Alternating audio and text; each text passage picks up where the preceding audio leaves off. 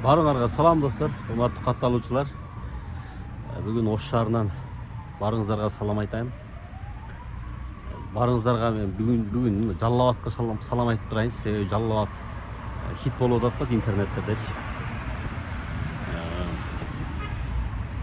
Кече Ыдырыс Исаков барып Жалал Абадтын мэринен маек алып интервью алган экен.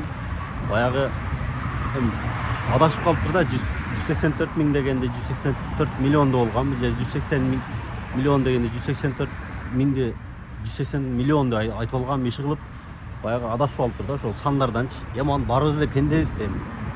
Баягы сөздөн анча кетип кала берет. Барыңыздар, менде деле кетет андай нерсе, мен деле кээде жаңылышып калам. Ошондой мындай депчи.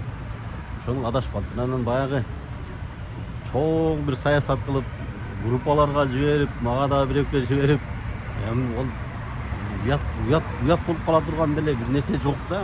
Ошол мындай атайымда жалпыга тартып мындай кайрылуу кылып коеюн дедим да. Урматтуу достор, мындай биз өзү ушундай бирөөнү мындай неме кылганга өтө бир маш келеткенбиз да. Барыбыз эмес, кээ бирки адамдарчы аңдып эле турганчы кайра интернеттерге чыгарып, анан кайра эле айланайын эми ойлор дейм, мындай жаңылышып калыптыр, адашып калыптыр,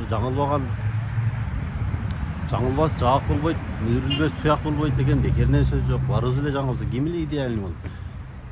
Анан баягы туулган күндөрдө каалоо тилек айтып кой деп ордунан тургузуп койсо, эки сөздү бириктирип каалоо тилек айта албаган, тойлордо каалоо тилек айт десе качып бекинген адамдар бүгүн ошол мэрди баягы отуруп алып сындап атышат да. Ошого бир эме болуп кайтты эле. Жалал Абадтан азыр өтө бир жакшы иштер болуп атат да. Барыңыздар эле интернеттерден көрүп атсаңыздар керек. Мен бир жолу барып келдим, андан бери бара элекмин, кышында бардым. Жалал Абадтын өсүп, өнүгүп, мындай алдыга жылып гүлдөп аткан шаарлардын катарына, азыр Кыргызстан боюнча шаарлардын катарынын алдында десек деле болот да, мисалгачы.